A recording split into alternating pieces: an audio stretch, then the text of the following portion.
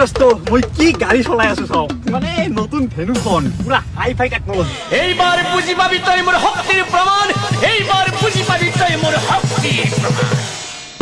কিন্তু এই হাই-ফাই টেকনোলজিৰ লগত যেনেকে গাড়ীখনৰ ইঞ্চুৰেঞ্চ নোহোৱাকে ওলাই আহিব নোৱাৰো আমি তেনেকে আপুনি কেতিয়াবা ভাবি চাইছেনে যে আপোনাৰ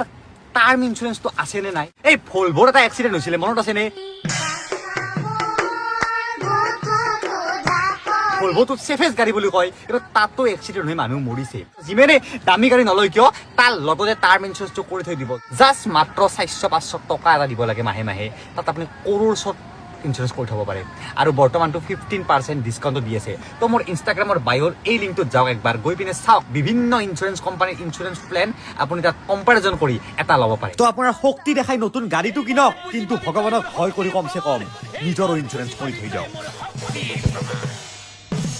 সেইবাবে দামী গাড়ী ল'লে দুটা ইঞ্চুৰেঞ্চ লগত ল'ব এটা হৈছে গাড়ীখনৰ আনটো হৈছে নিজৰ মই বনে চলে যাও বাস আমাৰ